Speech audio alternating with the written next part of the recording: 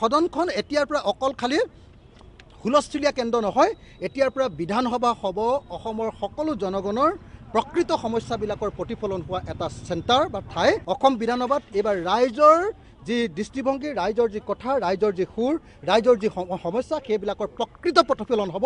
অখিল গগৈ ডাঙৰীয়া। বাজেট অধিৱেশনৰ প্ৰথম দিনটোত সদনত সক্ৰিয় ৰূপত অখিল গগৈ।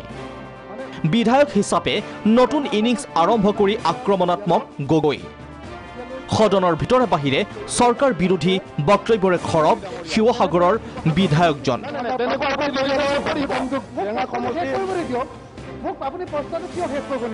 অপৰিকল্পিত লকডাউন দি গোটেই ভাৰতবৰ্ষৰ অৰ্থনীতি ধ্বংস কৰি দিয়া হৈছে আৰু আনফালে যে মূল্যবৃদ্ধিৰ সাংঘাতিক কোবে আজি কোনোপধ্যে মানুহক জীয়াই থকাটো সম্ভৱপৰ কৰা নাই।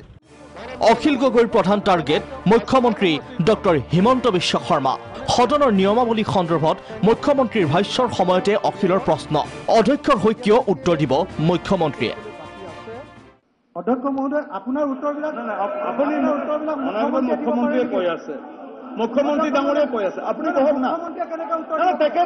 তেখেতে হাউচৰ লিডাৰ, আপোনাৰ কাম, হাউচৰ লিডাৰ। আপোনাৰ কাম। মুখ্যমন্ত্ৰীয়ে হস্তক্ষেপ কৰি দিবলগীয়া হ'ল স্পষ্টীকৰণ। অধ্যক্ষ মহোদয়, leader of the house and leader of the opposition enjoy certain privileges. গতিকে সেই কথাটো সদস্যসকলে বুজি পালে ভাল। যদি আপোনালোকৰ নেতাজনেই কথা ক'ব নাপায় কেনেকৈ হ'ব? I am leader of you also' today, leader of the house. শক্তি বিভাগৰ প্ৰশ্ন উত্তৰৰ সময়ত অধ্যক্ষৰ সৈতে থকা খুন্দা অনভিজ্ঞ অখিলৰ। নাই আপুনি মই এইটো আমাৰ ৰুলটোৱেই সিটো যে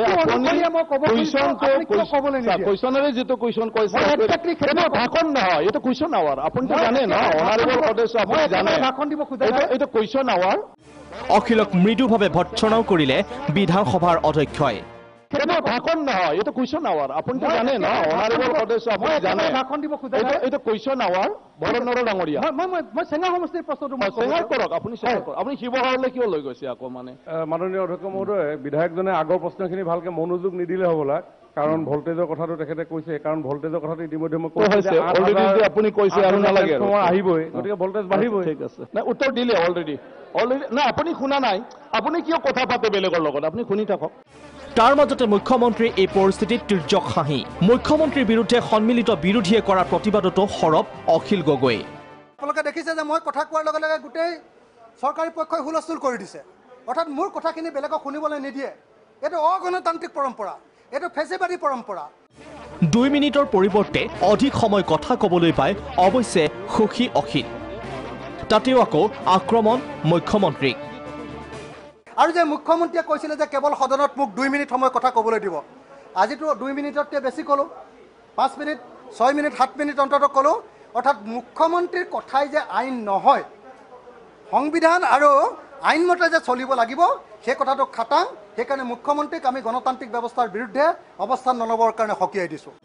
ব্যুৰ' ৰিপৰ্ট, প্ৰাগ নিউজ।